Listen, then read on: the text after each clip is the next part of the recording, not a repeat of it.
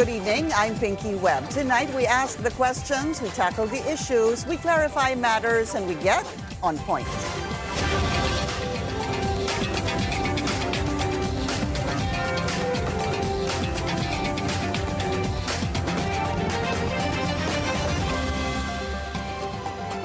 A blistering expose from Senator Panfilo Lacson in a privileged speech on Wednesday. The lawmaker ripped into supposed anomalous flood control projects in the country, including in Oriental Mindoro.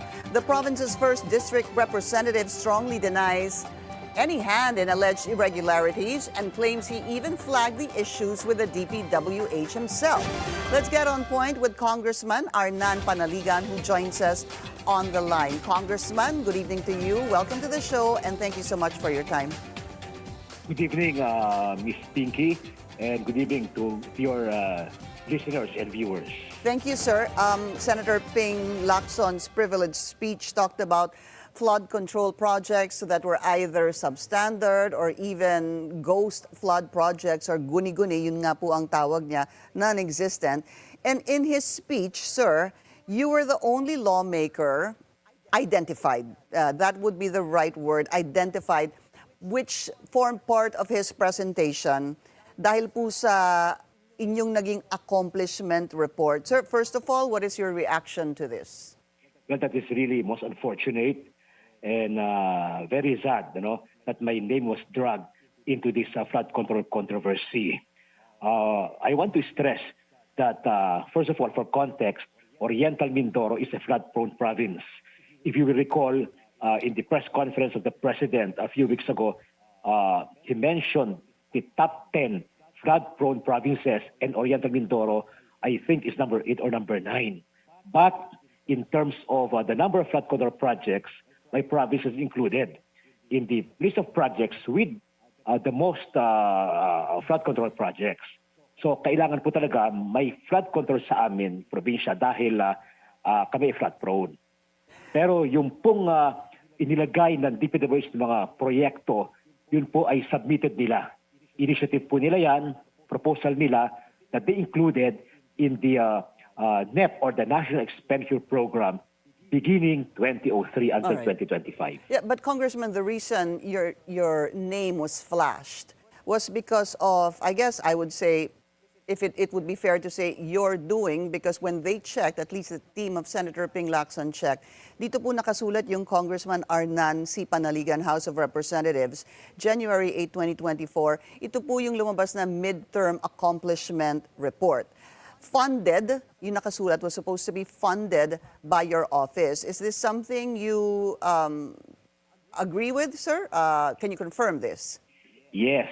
Technically, those projects are funded not by my office, but by Congress in general. After all, it is Congress that passes and enacts the General Appropriations Act. So, kung tutusin, technically, tama naman na Kongreso ang nag-fund doon, congressional funding. Kaya isinasama po naman natin sa ating accomplishment report. Yan po naman ay ginagawa all over the country, na yung mga proyekto ng gobyerno ay ating ina-attribute na accomplishment. Opo, you're owning up to this. Ito po at least yung inyong accomplishment report from June 30, 2022 to December 31, 2023. In Nawan, it's 3.728 million, and in Baco, it's 807 million. Yes, as an accomplishment. That is an actual accomplishment kasi nga po, yan po ay nakalagay sa General Appropriations Act na enacted ng Congress. Sorry. Pero yung proposal po, yung original proposal ay nanggaling sa DPWH. Yes, sir. I want to correct myself there. That's 3.7 billion. I think I said million. Opo, sa Nawan. Okay, so balikan po natin yung sinasabi mo. Galing po ito sa NEP, no? The NEP, National Expenditure Program, coming of course from the executive branch of government. Basically, galing po yan sa Malacanang. Ito ho bang sabihin po natin sa Nawan na 3.7 billion and Baco na 800 million. Did you see this in the NEP nung inyo pong binusisi ang National Expenditure Program? Yes, ang procedure po kasi sinasabit ng Executive Department through DBM ang NEP sa Kongreso. So tinitingnan po namin ang allocation bawat district. Nakalista na po yan. Hindi po tayong proponent. We can say tayo recipient ng proyekto pero hindi tayong proponent. Ang DPWH ang naglagay niyan, nag-identify ng projects kung saan ilalagay at magkano. Dahil alam naman siguro ng DPWH yung mga flood-prone areas Okay. sa aming probinsya. And you knew, you were saying that you knew about this upon your analysis, your examination of the National Expenditure Program, na meron ho talagang 3.8 billion sa Nawan at meron pong 800 million sa Baco. You knew this?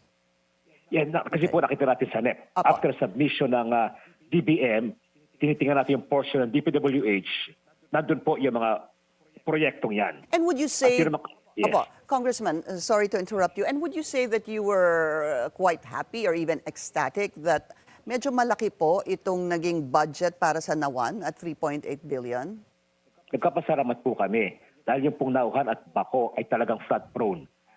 If you will ask yung mga taga rito sa Oriental Mindoro, kawawa po yung mga lugar na yan, talagang kaunting ulan, yung habagat season, ay lubog sila. Hindi lamang yung mga even yung mga town center nila ay lubog. At yung pong area na yan ay major agricultural areas, palay areas. Kaya nga we're thankful. I said in previous interviews na 2009 pa may ginawa kaming master plan pero hindi na pondohan kahit 1 centavo. It was only after ilang years yun, 24 years ba yun, 2023, nung nagsimulang mapondohan yan.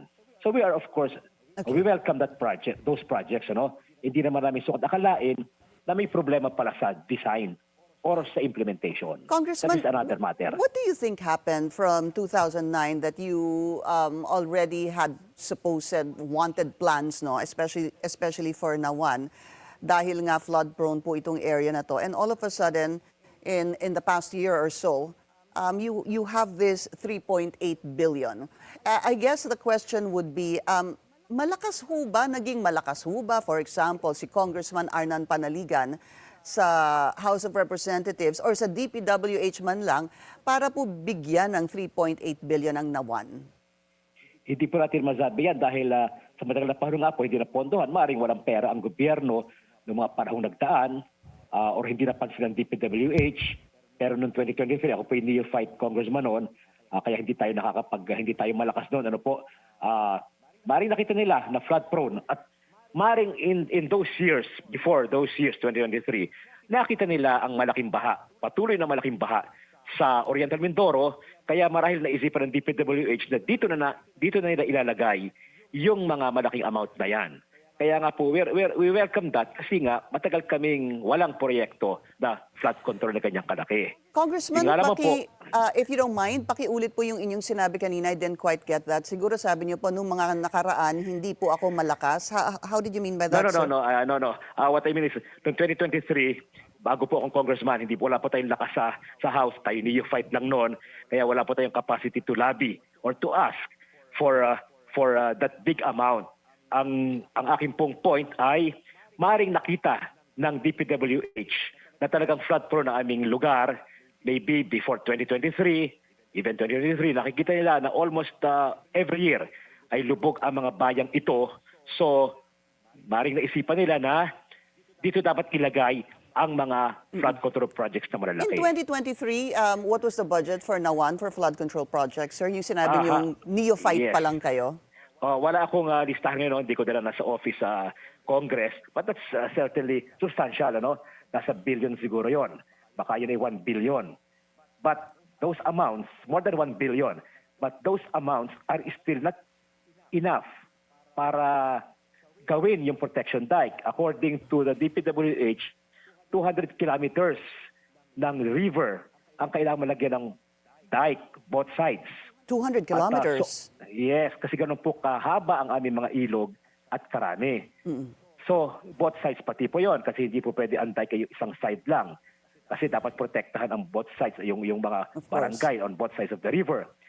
So, 200 kilometers daw. But according to the DPWH, nasa 35 or to 40 kilometers pa lamang ang na-accomplish nila.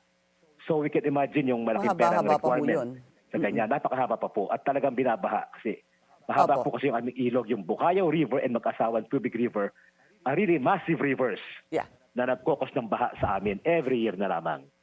And I know in previous interviews, you were already explaining that the budget is really first nanggagaling po sa executive, which is the National Expenditure Program, pupunta po sa House, magkakaroon po ng House Gab, meron pong small committee doon at magkakaroon po ng BICAM. Ito pong perang ito, would you say categorically, in the, let's say, 2025 budget, sir, that there was no instance at all that you spoke to any maybe district engineer of the DPWH or any co-congressman na lagyan naman ng funding ang Nawan dahil grabe na ang baha? Wala po tayo nakausap na member ng BICAM. Hindi po ako member ng BICAM in the first place. Kaya maaaring yung agency mismo na po-propose kasi normal naman yan na yung mga agencies, departments ay humihingi ng dagdag. Pag nakita nilang may ibang source, may ibang source ng funding, maaring naglalabi sila sa BICAM. But not being a member, I cannot speculate kung paano dadagdagan ang mga pondo. Isa pa po, ang isang we have to stress also na pag na-aproba ng House ang budget, napunta po sa Senate yan. Tapos may conflicting provisions between the Senate version and House version, kaya nagkakaroon ng BICAM. Hindi po natin maalis na marami rin po mga priority projects ang Senado. Yes. Pero di po nagre-request sa kanila, may mga governors, mayors, even barangay captains, alam ko lumalapit po sumusulat sa mga senators for funding. At yun ang ilalagay marahil nila ng Senate sa version nila. At yun ang nire-reconcile sa BICAM.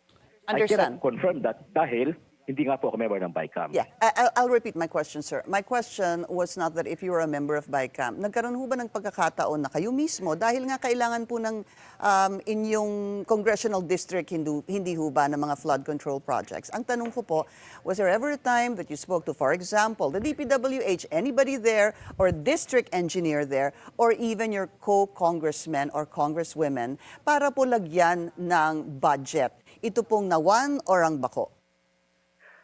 Wala po akong matandaan. Definitely sa congressman, hindi po ako makausap sa fellow congressman. Mari ang naglagay niyan, proposal yan, initiative ng DPWH kasi nga po, marami rin pong request na dumarating sa kanila from mayors, from barangay captains, na seeking funding for various projects, hindi lang po flood control. So maring yun po ang pinopropose ng agency sa BICAM. Pero ako personally, hindi pa ako kumakausap sa mga congressmen for additional funding. Okay, so none. You can categorically say, sir, that you never asked for any funding for your congressional district for flood control projects, sir? Sa BICAM po, sa BICAM. Pero sumusunod tayo nung una, hindi ko lang matandaan. Pero sumusunod tayo sa secretary na i-include nyo naman itong lugar na ito, mas kailangan ito, ang flood control. Yes, sir. Actually, yun ang kadalang isinasama sa NEP. Opo. Yun nga po yung tanong ko eh. Kaya nga binabili ko po doon sa tanong na kayo ho ba bilang congressman, sumangguni, pumunta sa DPWH, kinausap ang DPWH at sinabi na pakisama naman ang Nawan at Bako dahil grabe ang baha namin. Yun po ang tanong ko, hindi po yung small committee at hindi po yung BICAM. Yes. Pinapanting natin sa DPWH na yun ang ating request na mapontuhan ang flood control project sa Bako, sa Nauhan, ibang bayan pa. At so you sought funding? So you sought funding? Yes, of course. Yun po normal, ginagawa yun. Kasi nga po, ang gumagawa ng NEP ay yung agency. Yung napopropose sa NEP, yung mga proyekto ay yung ahensya. Right. In this case, sa flood control yung DPWH. So para ba ating pakiusap, isama nyo naman ito sa inyong budget proposal. Yes, sir. Yung iba lumalabas, yung iba naman karaniwan ay hindi. Ibang project ang lumalabas. At nung kayo po ay humiling na isama naman po ang Nawan at Bako, nabigyan ho ba kayo ng sagot? At kanino ho kayo sumanggo? Who did you speak to? Letter lang. I didn't speak. Just letter. Okay. And I did not even receive a reply. No? Basta tayo ng sulat, pero ang reply, nakikita lang natin na nasa NEP ay may mga specific projects na hindi natin chinek kung yun nga ba yung ating request. All right. So, ang mahalaga, mayroong project na ibinigay ang DPWH. Balikan po natin yung accomplishment report, yung 3.8 billion sa Nawan. Galing po sa inyo ito, sa inyong accomplishment report. Ang sabi po ni Senator Lacson, funds are overflowing where the people of Nawan remain submerged in floods. What happened? Into whose pockets did the taxpayers' money flow? My question, Congressman, is, dahil nga nandun po siya, part and parcel ng inyong accomplishment report. Sir, what happened? At 3.8 billion at submerged sa baha yung mga kababayan natin sa Nawan, ano hong nangyari doon? Well, katulad po na sabi ko kanina, according to DPWH, 200 kilometers ng riverbank ang kailangan lagyan ng dike. Hindi pa po nako-close yung 200 kilometers na yan. According to highways, 35 to 40 or maybe 50 kilometers pa lang ang lalagyan. Yung pong baha ay doon pumasok sa mga lugar na wala pang dike. Yung hindi po nalagyan? Yes. Yung kulang pa po? Mahaba pa po niya. Kulang pa po yan. Kaya ngayon nagawa na, sasabihin natin, ba't ang laki? Billions, ano? Well, yun nga ang problema, billions ang nagawa na, pero hindi pa tapos. As per info from DPWH, 200 kilometers ng river ang kailangan sarhan. Pero 35 to 40 kilometers pa lang daw ang nagagawa. Kaya talagang babahain kasi hindi pa tapos. Okay. Congressman, yung pong sinabi din ni Senator Ping, yung hatian dito sa proyekto, no? Ulitin ko lang po, 1% bond and insurance, 1% material testing, 8 to 10% daw contractors' profit, 8 to 10% DPWH officials, 2 to 3% extra for District Engineering Office o yung tinatawag na reseta, 5 to 6% Bids and Awards Committee, 20 to 25% politician or project proponent, and 0.5 to 1% commission on audit. How do you feel, sir, that there is a pie? Meron pong ganitong sinasabing hatian na sinabi ni Senator Ping Lacson that actually includes politicians. Well, that is very unfortunate indeed na meron kanyang hatian. Pero personally, wala po akong knowledge na ganyan, na hatian. Hindi po ako nakipag-deal sa mga contractors, so I have no knowledge of that hatian na scheme. And while Hindi po tayo kasama dyan. Opo, while we're at it, sir, dahil napag-usapan din po itong mga contractors, sabi nga din po ng COMELEC that they will initiate a motu proprio investigation on contractors who donated to politicians. Dahil nga po, this is a violation of Section 95 of the Omnibus Election Code. Sir, ang tanong ko po sa inyo, kayo ho ba nakatanggap ng kahit na anong contribution mula po sa mga contractors? Wala po, I can say that categorically, na wala po tayong tinanggap na campaign donation sa mga contractors. Wala po nagbigay sa akin, wala nagkusa na magbigay dahil nga siguro kita nila ako'y unopposed noong nakarang eleksyon. Kaya siguro feeling nila, wag nang pansinin yan, hindi niya kailangan ng campaign fund kaya wala nagbigay po sa atin ng campaign donation being dahil nga wala naman tayong kampanya, wala tayong naging kalaban. Yeah. Opo. Opo, I was actually looking at your background, sir. Mayor from 1995 to 2004, governor from 2004 to 2010, mayor from 2013 to 2022, congressman since 2022. So 95, 5, so almost 30 years in service, sir. 30 years. I started young, kaya ganun po. All right, just as a last question, sir, do you plan to reach out to Senator Ping Lacson dahil nga sa lahat ng mga politiko, ang lumalabas na pangalan ay yung inyo for now? Yes, maybe. Hindi po naman masama yun. Maganda siguro, I can explain to him personally at the proper time. This is the first time na aking pangalan David dyan. Ano po, in my long career, mga tao sa Oriental Mindoro, kilala naman nila ako kung sino ako, kung anong aking background. So I was really shocked kahapon nung narinig ko yan. And I'm willing to explain sa kanya to clarify. Kaya lang naman natin inilagay sa accomplishment report, lahat naman ng nangyayaring proyekto sa bawat lugar, distrito, talagang yan po'y government accomplishment. Kaya po ating inilalagay sa report natin. Whether yan ay funded baga ng anumang ahensya or bigay ng anumang agency, lagi naman yan ay accomplishment ng gobyerno. Kaya isinasama natin sa mga report. No? Yan po ginagawa ng politiko. No? Hindi po naman natin alam na meron parang ganitong problema. No? Alright. Pero yan po ay i-factor natin as accomplishment para alam din ng mga tao na may ginagawa ang gobyerno, especially sa lugar na yan na talagang flood-prone at matagal na nagsasuffer ang mga tao para alam nila na may ginagawa ang gobyerno. Sorry po, mabilis na lang po dahil wala na po tayong oras. Are you proud, would you say you were proud of the projects that have been implemented or done in Occidental Mindoro, sir? Oriental Mindoro po. Oriental Mindoro. Are you proud of it, sir?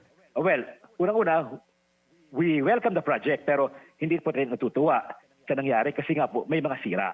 Okay. Which I pointed to the DPWH as early as 2024. I told them, i-review nyo ang inyong structural design at implementation. Alright. Kasi nga may nasira.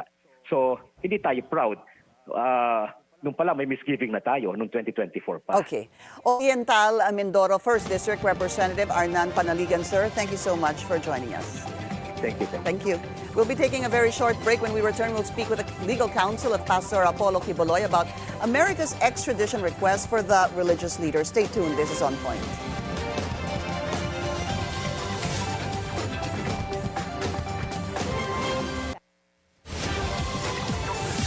Welcome back. The U.S. is said to be seeking the extradition of detained Pastor Apollo Quiboloy, who faces multiple charges in the country. Philippine Ambassador to the U.S., Manuel Romualdez, says the request was made last June. For Quiboloy's camp, the administration should let Philippine courts decide first on his criminal case. Let's get on point with Pastor Quiboloy's legal counsel, Attorney Ferdinand Topacio. Attorney Topacio, welcome to the show. Thank you so much for your time. Yes, thank you very much for having me. It's always a pleasure, and I wish I could have joined you live. Yes, same here, sir, but thanks for taking our call. First of all, I'm sure you've heard about this news, but is the defense or is the camp of Pastor Apollo Quiboloy, should your camp be furnished a copy of this extradition request, or does this solely just go to the Philippine government without any copy furnished to the defense? Actually, there are two ways of effecting it under the extradition law, which is Presidential Decree 1069. If there is some urgency to taking a person subject of an extradition request into custody, then a special order by the court hearing the petition for extradition may be issued, ordering any law enforcement authority to take that person into custody. But obviously, that urgency no longer exists because Pastor Quiboloy is now in custody in relation to the trial of other cases filed locally, meaning in the Philippines.